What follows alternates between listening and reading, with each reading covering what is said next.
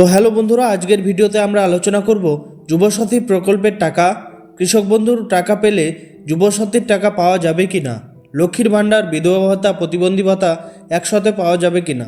তো এগুলো প্রশ্নের আমি উত্তর আজকে দেব।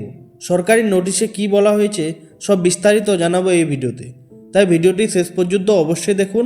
ভিডিওটি খুবই গুরুত্বপূর্ণ হতে চলেছে। তো চলুন এখন আসি মূল খবরে।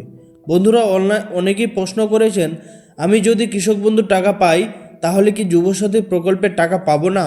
এখন পর্যন্ত সরকারি নিয়ম অনুযায়ী কৃষক বন্ধু একটি আলাদা প্রকল্প, যুবসাথী একটি আলাদা কর্মসংস্থান সহায়তা প্রকল্প, লক্ষ্মীর ভাণ্ডার, বিধবা ভাতা, প্রতিবন্ধী ভাতা এগুলো আলাদা সামাজিক সুরক্ষা প্রকল্প।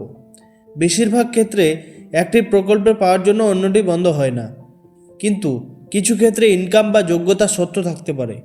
গুরুত্বপূর্ণ তথ্য: যুবসাথী প্রকল্পের জন্য সাধারণত যা প্রয়োজন, নির্দিষ্ট বয়স সীমা হতে হবে, বেকার হতে হবে, নির্দিষ্ট নথিপত্র থাকতে হবে, সরকারি নিয়ম অনুযায়ী যোগ্য থাকতে হবে, অর্থাৎ মাধ্যমিক পাস থাকতে হবে।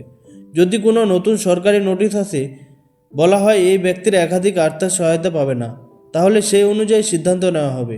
আমার মত অনুসারে আপনারা যদি না করে থাকেন যুবসাথী প্রকল্প, তাহলে আপনারা ফর্মটি ফিল আপ করে জমা দিয়ে দিন। এখনও কিন্তু অফিসিয়াল নোটিশ আসেনি যে কৃষক বন্ধু টাকা পেলে যুবসাথী প্রকল্পের টাকা পাবে না। ঠিক আছে, আপনি জমা দিয়ে দিন। এটা রিজেক্ট হয়ে গেলে হয়ে গেল, আর যদি অ্যাপ্রুভড হয়ে যায় তাহলে আপনি তো টাকা পাবেন।